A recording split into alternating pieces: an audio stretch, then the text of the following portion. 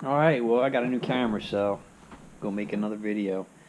And I'm gonna do my setup that I use on the water, and going through, now like 4 or 5 kayaks.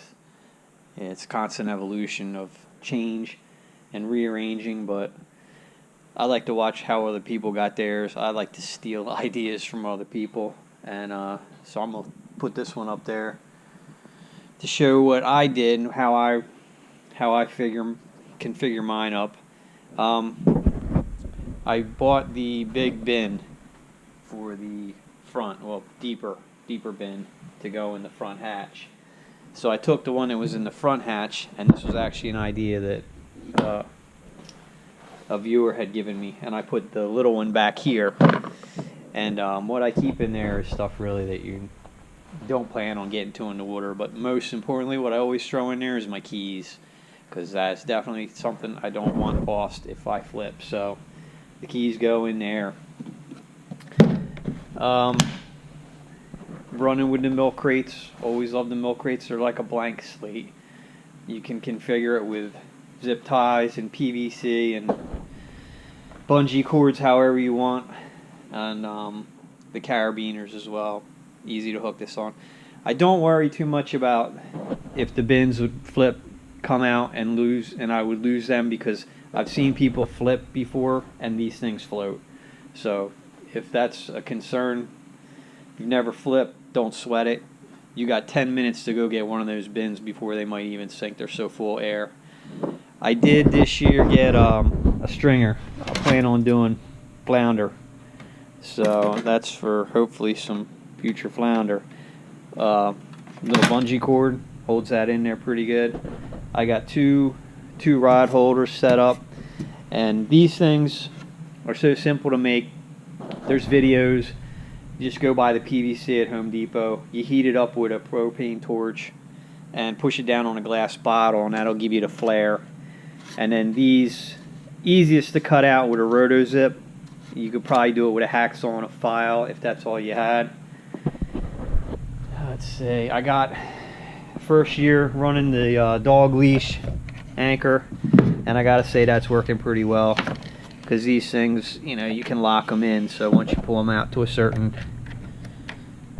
you lock that in there and they retract. So I like that.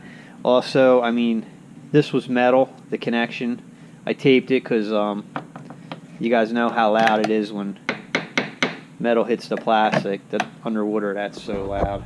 So try and keep it as quiet as I can. I got another pair of pliers over here. Just got these stainless steel. Hardly ever use them, but they're there.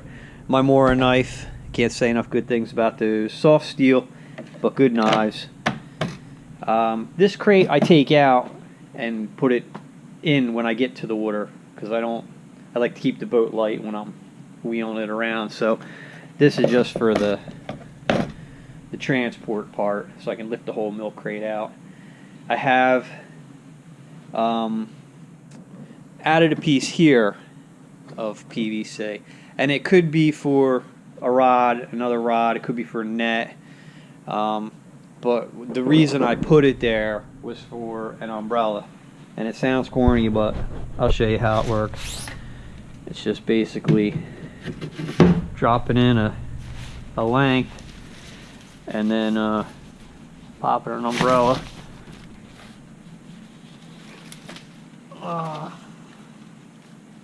In the top. So that's the giddy up. And I've only used it a couple times. If it's like a midday, it's 95 and the sun's just killing you, I've used it. And it's nice because it doesn't, you can still stand up in front. It doesn't cover the standing platform. But when you do use this, you have to have a bungee, because if you get a gust of wind that's strong enough, it'll take that umbrella and send it so far you'll never get to it in time before it sinks. So you gotta bungee it down. But that's the umbrella setup. So take that back off. And when I use this, it's easy to store this in itself, for one, and for two,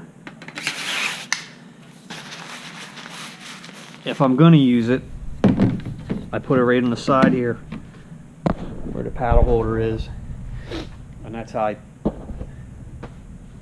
take it out on the lake. Let's see here, I have the setups for the fish finder battery, and what I did was this was one of those little mats that you get at Walmart, just cut pieces off of it and glued them onto my battery, so that, as you can see, there's a little spot in there and it fits right in between that foam pretty good. And then when you put your tray in, it holds it in place. And what I usually do too, this thing's a pain to get out, is I'll throw my cell phone down there so that doesn't come unhooked from my hip and go for a swim. Because you know how much cell phones cost these days. But in here I got scale, the Rapala scales, they're pretty good. Don't get these things wet though, because I've already fried one just in rain. Hooks.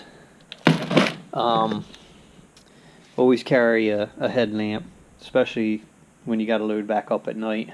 And a little tape measure. But that's usually all I keep in there. Up here I got fish grips, line cutters, and the hook tool. And usually, as soon as I get out on the water, I leave those just like that, and these I'll just leave sticking in like that. And I love these boomerang cutters, but I gotta say, after a season, I'm ready for a new pair. They got dull on me, hard to cut braid. I always use the scent. I put this in just a little bottle I found, rather than carry the big gigantic version out there. Got a couple different kinds. I've always had luck with scent. I've read that fish have a better sense of smell than dogs. I don't know if that's true. You can ask Jimmy Houston, but it can't hurt to use it. So what else I got? They make a mount here that you can put a ram ball in where the sailing rudder goes. And the reason I do that is, you know, at night, these little clips, you can put a flashlight, because they're like a vise, on there if you got to. And I'm going to get a taller one so that it's a little better, but that's how I use that. Take that off. The hatch. You know what this is. Gotta have pee bottle. So if some people piss over the side, you know, can fish smell it? I don't know. Got it if you need it. Keep this for hooking up to another boat. And I definitely am glad I bought this tray. And not for nothing, but if you were ever out on the water and you couldn't get in, or you were way out there, or there's no points, and let's say you were at Taco Bell before you got in the boat, you could use that if you had to. But I would definitely recommend maybe putting a trash bag in it first. And I'm not saying I've done it, because I haven't, but hey, nice to know there's an option. Got a life jacket, and that's a cheesy one.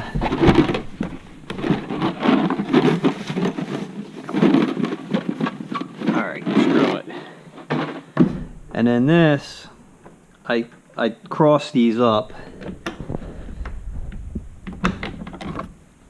like this, so that when I'm in shallow getting off the ramp, I can fish these under there.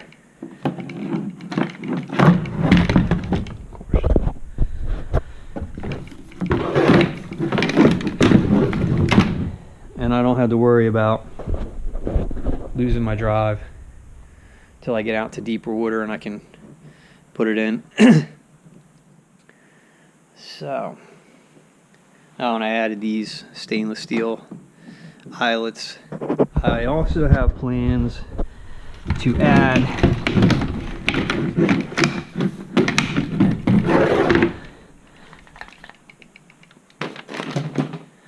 another.